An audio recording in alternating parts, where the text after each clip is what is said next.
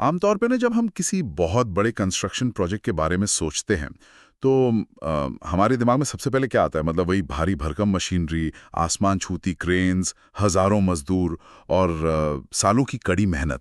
हाँ बिल्कुल, एक पूरा का पूरा सिस्टमैटिक सेटअप चाहिए होता है जहाँ बाहर से कच्चा माल लगातार आता रहे और हजारों लोग एक साथ मिलकर उस डिजाइन को जमीन पर उतारें। एग्जैक्टली।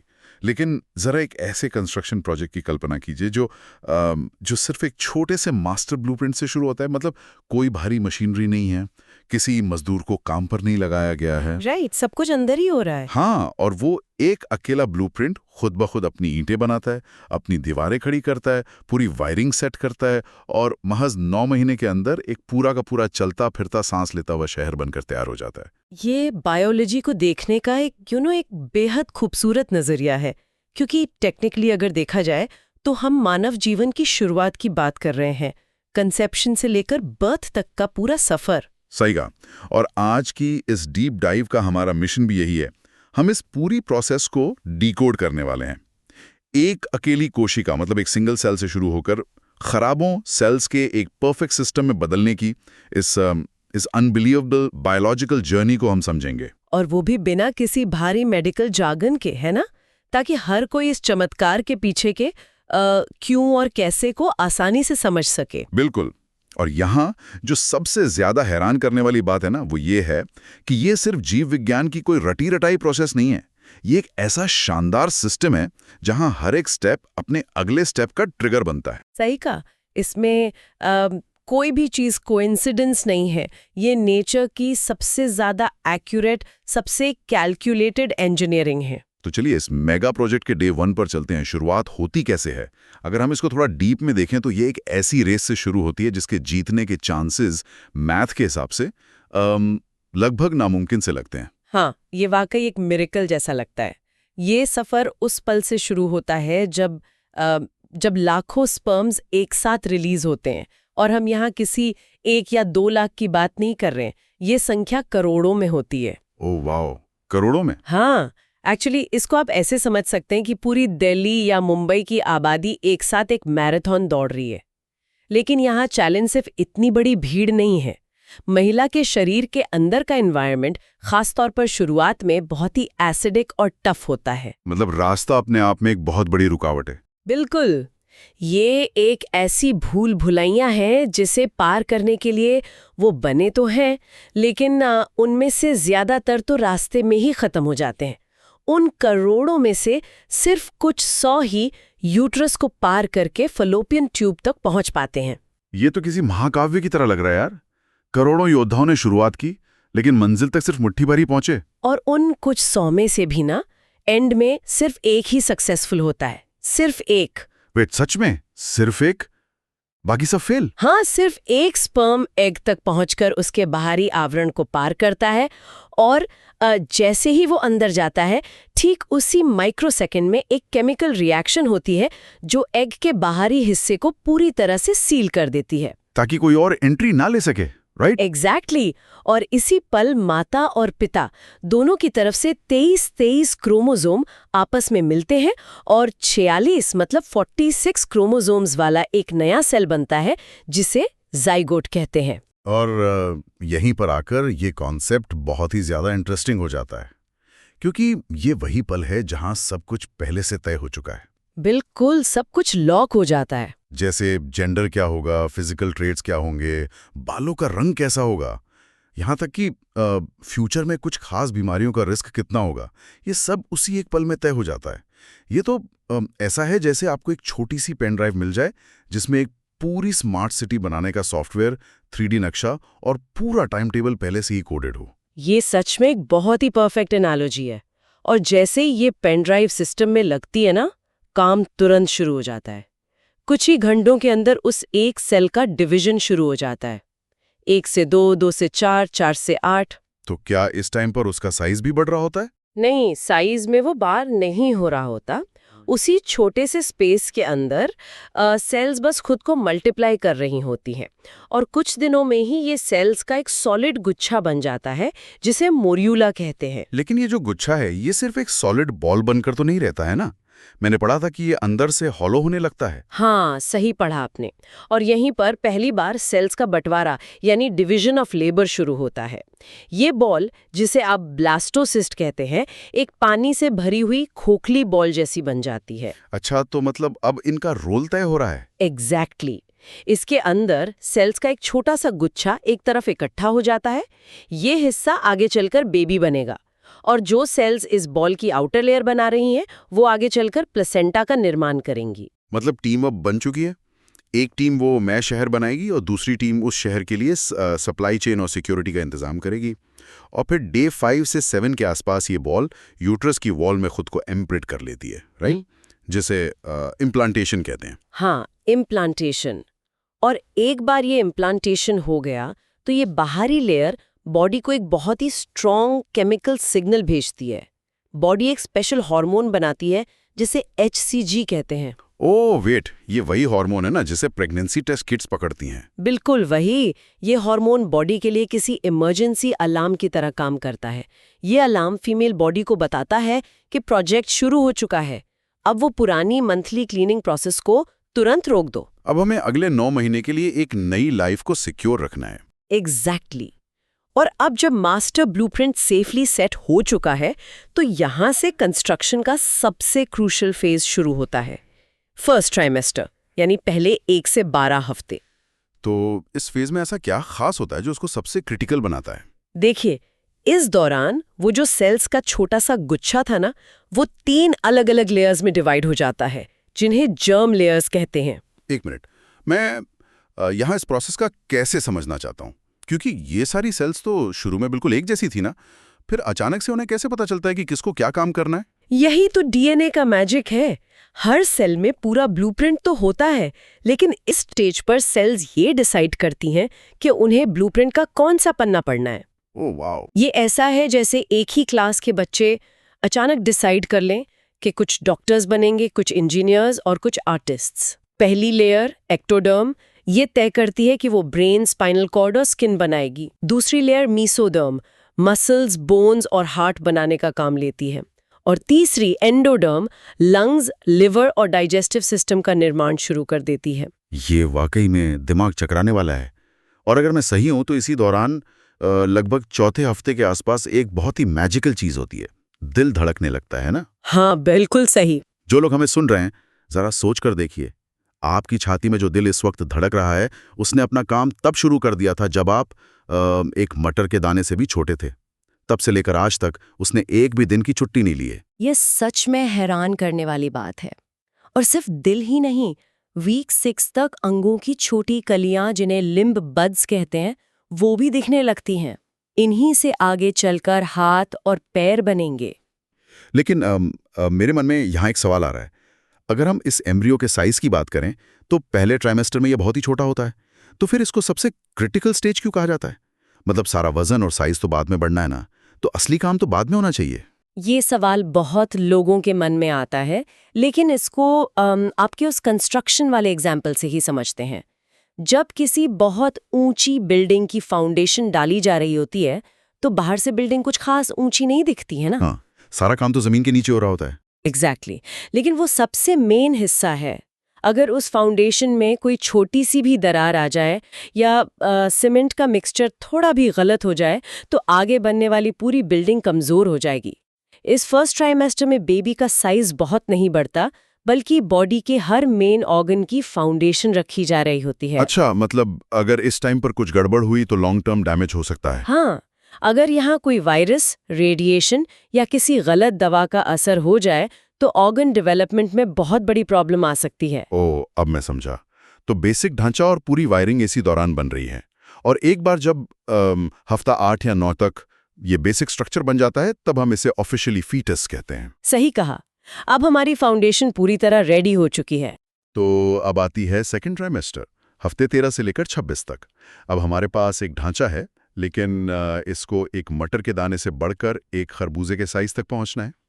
और इस रैपिड ग्रोथ के लिए इसको ऑब्वियसली ऑक्सीजन और रॉ मटेरियल्स की बहुत ज़्यादा ज़रूरत पड़ेगी। बिल्कुल।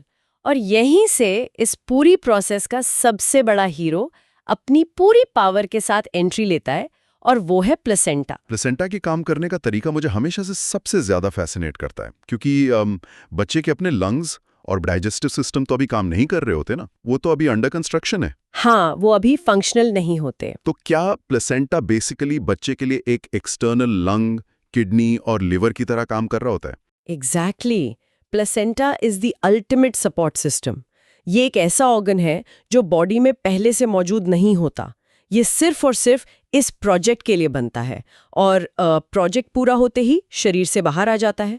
ये माँ की बॉडी से न्यूट्रिशन और ऑक्सीजन लेता है और अम्बिलिकल कॉर्ड के जरिए बेबी तक पहुंचाता है। और वेस्ट का क्या होता है? बेबी की बॉडी में जो भी वेस्ट या कार्बन डाइऑक्साइड बन रहा है, प्लेसेंटा उसको वापस खींचकर माँ के खून में डाल देता है, ताकि माँ की बॉडी उसे फिल्टर करके बाहर निकाल सके। वेट, यहाँ एक बहुत बड़ा सवाल है। अगर माँ का खून और बच्चे का खून आपस में मिक्स हो रहा है, तो माँ के इम्यून सिस्टम को तो इस बच्चे पर अटैक कर देना चाहिए ना, क्योंकि बच्चे का आधा डीएनए तो फादर का है, तो बॉडी के लिए तो ये कोई फॉरेन ऑब्जेक्ट हुआ। और यही तो नेचर की सबसे माइंड ब्लोइंग इंजीनियरिंग है। माँ और बच्चे का खून एक्चुअली कभी आपस में मिक्स ही नहीं होता। कभी नहीं? मतलब जरा सा भी नहीं? बिल्कुल नहीं। प्लेसेंटा एक बहुत ही advanced, perfect border security system की तरह काम करता है। दोनों का खून बहुत ही पतली झिल्लियों यानी मेम्ब्रेन्स के दोनों तरफ बहता है।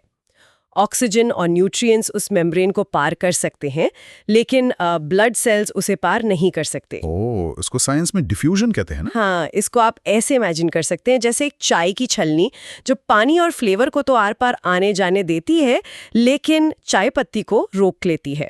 इस फिल्टर की वजह से बेबी को सब कुछ मिल भी जाता है और माँ का इम्यून सिस्टम उस पर अटैक भी नहीं करता। वाओ, एक परफेक्ट फिल्टर जो एक साथ लाइफ सपोर्ट, वेस्ट मैनेजमेंट और सिक्योरिटी गार्ड तीनों का काम कर रहा है। सच में अद्भुत है।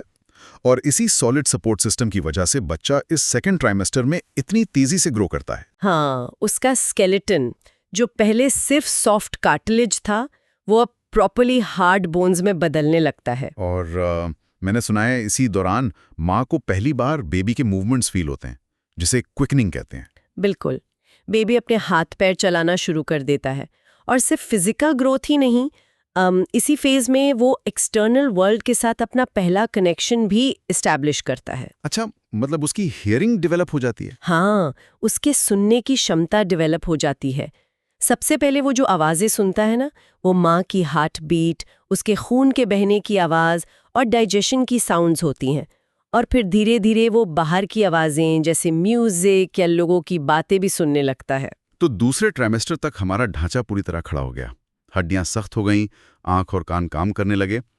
लेकिन अभी भी ये बेबी बाहर की दुनिया में सर्वाइव करने के लिए कंप्लीटली रेडी नहीं है। नहीं, अभी उसको फाइनल टचेस चाहिए। और इसीलिए शुरू होता है थर्ड ट्राइमेस्टर, हफ्ते 27 से 40 तक का वक्त, जिसको मैं एक तरह से सॉफ्टवेयर अपडेट्स और फाइनल टेस्टिंग का फेज कहूंगा। ये बहुत अच्छा नाम दिया आपने, क्योंकि इस फेज में सच में कोई नया ऑर्गन नहीं बनता। जो बन चुका है, मेन फोकस उसकी मैच्योरिटी पर होता है, क्योंकि वूम के अंदर का जो सेफ पानी वाला एनवायरनमेंट है, वो बाहर की सूखी और ठंडी दुनिया से एकदम अलग है। सबसे बड़ा टेस्ट तो मेरे ख्याल से लंग्स का होता होगा, क्योंकि अभी तो उनके अंदर हवा की जगह वो एमनियोटिक फ्लूइड भरा हुआ है। मैं हमेशा ये सोचता था कि जब बच्चा पैदा होगा तो वो लंग्स जो कभी हवा से नहीं भरे, वो सडनली पहली बार में कैसे काम करेंगे। और यहीं पर बॉडी एक बहुत ही स्पेशल केमिकल बनाती है जिसको सरफैक्टेंट कहते हैं। तीसरे ट्राइमेस्टर में लंग्स इसका प्रोडक्शन तेजी से शुरू कर देते हैं। अगर मैं इसको सिंपल टर्म्स में समझूं तो क्या ये सरफैक्टेंट एक तरह की एंटीस्टिक कोटिंग जैसा है? जैसे मान लीजिए आपके पास एक बलून है जो बिल्कुल सिकुड़ा हुआ और गीला है। हाँ, ठीक है। अगर उस बलून के अंदर की रबर वाली दीवारें आपस में चिपक जाएं तो उसको फुलाने में बहुत ज़्यादा ताकत लगेगी और हो सकता है वो फट भी जाए। तो सरफैक्टेंट उस बलून के अंदर की एक ऐसी कोटिंग है जो दीवारों को चिपकने से रोकती है, ताकि बर्थ के बाद जब बेबी पहली सांस ले तो लंग्स बिना रुके आसानी से फूल सकें। एग्जैक्टली। ये एनालॉजी इस मैकेनिज्म को एकदम परफेक्ट समझाती है। बिना सरफैक्टेंट के पहली ही सांस के साथ लंग्स कोलैप्स हो सकते हैं। इसीलिए जो बेबीज टाइम से बहुत पहले प्रीमेच्योर पैदा हो जाते हैं, उन्हें सांस लेने में प्रॉब्लम होती है, क्योंकि उनके लंग्स ने इनफ सरफैक्टेंट नहीं बनाया होता। मतलब ये लिटरली लॉन्च होने से ठीक पहले का सबसे क्रिटिकल सिस्टम अपडेट है। और इस फेज में दिमाग में क्या चल रहा होता है? ओ ब्रेन का डेवलपमेंट इस टाइम अपनी पीक पर होता है। अरबों न्यूरॉन्स एक दूसरे के साथ तेजी से कनेक्शंस बना रहे होते हैं। दिमाग का साइज बढ़ता है और उसमें वो खास कर्व्स और सिलवटें बनने लगती हैं जो इंसानी दिमाग की पहचान है। और जहाँ तक मुझे याद है, बॉडी का टेम्परेचर कंट्रोल करने के लिए भी बॉडी कुछ फाइनल प्रेप करती है इस टाइम, है ना? बिल्कुल। माँ के वूम का टेम्परेचर हमेशा 37 डिग्री सेल्सियस पर स्टेबल रहता है, लेकिन बाहर तो मौसम बदलता रहता है ना, इसलिए बेबी की स्किन के नीचे एक स्पेशल तरह का फैट जमा होने लगता है जिसे ब्राउन फैट कहते हैं। जो एक नेचुरल ब्लैंकेट का काम करता है। हाँ, ताकि बाहर आने के बाद बेबी अपने बॉडी की गर्मी को मेंटेन रख सके। और जैसे जैसे 40वां हफ्ता पास आता है, बेबी ऑटोमेटिकली अपनी पोजीशन चेंज कर लेता है। वो अपना सर नीचे की तरफ कर लेता है, जैसे उसको पता हो कि अब एग्जिट का टाइम आ गया। और जब दोनों यानी बेबी और प्लेसेंटा पूरी तरह से रेडी हो जाते हैं तो बॉडी में कुछ स्पेसिफिक हार्मोनल सिग्नल्स ट्रिगर होते हैं। ये एक तरह का नोटिफिकेशन है कि प्रोजेक्ट पूरा हो गया है, अब इसको दुनिया के सामने लाना है। और यहीं से शुरू होती है फाइनल प्रोसेस, लेबर या प्रसव। पहले मुझे लगता था कि लेबर बस एक कंटिन्यूअस पुश करने वाली प्रोसेस है जिससे बेबी बाहर आ जाता है। लेकिन बायोलॉजिकली देखा जाए तो ये एक के बाद एक होने वाले 3 अलग-अलग मिशंस हैं। सही कहा। और हर मिशन का अपना एक क्लियर गोल है। लेबर का पहला स्टेज है डायलेशन, जिसको हम दरवाजा खोलने का मिशन कह सकते हैं। एग्जैक्टली। यूट्रस का जो सबसे निचला हिस्सा होता है, जिसे सर्विक्स कहते हैं, वो पूरे 9 महीने तक कस के बंद रहता है ताकि बेबी अंदर सेफ रहे। लेकिन अब उसे खुलना है तो यूट्रस की मसल्स कॉन्ट्रैक्ट होना शुरू होती हैं, जिनको हम कॉन्ट्रैक्शंस कहते हैं। हाँ, और इन्हीं कॉन्ट्रैक्शंस के प्रेशर से सर्विक्स धीरे धीरे सॉफ्ट होता है और स्ट्रेच होकर लगभग 10 सेंटीमीटर तक खुल जाता 10 है। सेंटीमीटर मतलब लगभग एक छोटे तरबूज के बाहर आने जितना रास्ता। और जब ये रास्ता पूरी तरह खुल जाता है, तब शुरू होता है हमारा दूसरा मिशन, यानी डिलीवरी। इस फेज में कंट्रैक्शंस बहुत ज्यादा स्ट्रांग और फ्रीक्वेंट हो जाते हैं। ये फीमेल बॉडी का नेचुरल तरीका है बेबी को बर्थ कैनाल से नीचे की तरफ पुश करने का। और इस पॉइंट पर एक ऐसी चीज होती है जिसने मुझे पढ़ते टाइम बिल्कुल हैरान कर दिया था, फॉन्टेनेल्स। मतलब हम आमतौर पर सोचते हैं कि हड्डियां तो बहुत सख्त होती हैं, है ना? तो फिर एक बच्चे का बड़ा सा सर इतने छोटे से रास्ते से कैसे निकल पाता है? हाँ, ये नेचर की एक और कमाल की ट्रिक है। वही तो, बेबी की स्कल की हड्डियां बर्थ के टाइम पर आपस में पूरी तरह फ्यूज नहीं होती।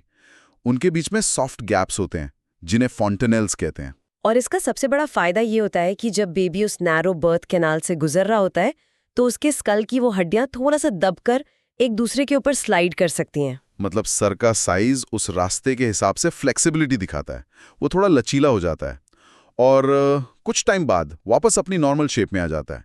ये सच में किसी मास्टरपीस डिजाइन जैसा है यार। होता है उसकी पहली सांस, जो आमतौर पर एक जोर की रोने की आवाज के साथ आती है। और वो रोना एक्चुअली में बहुत जरूरी है, राइट? क्योंकि उसी रोने के प्रेशर से उन लंग्स के अंदर भरा हुआ सारा फ्लूइड बाहर निकल जाता है और हवा उसकी जगह ले लेती है। सही कहा। पहली बार बेबी का खून लंग्स की तरफ फ्लो करता है ऑक्सीजन लेने के लिए।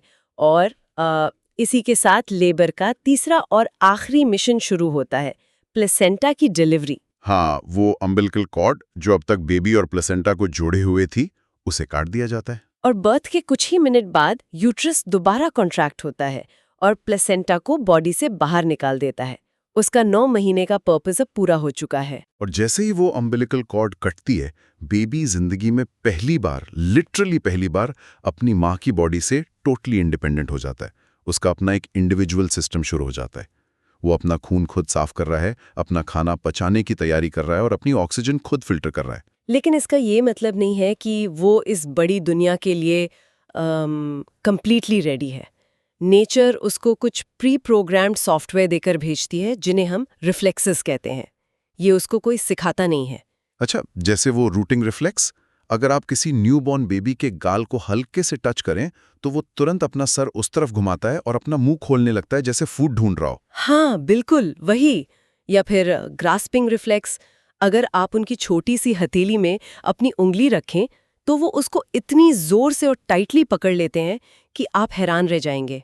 और अगर विजन की बात करें तो शुरुआत में तो उन्हें ठीक से दिखता नहीं होगा ना? हाँ, उनकी विजन शुरू में काफी ब्लरी होती है।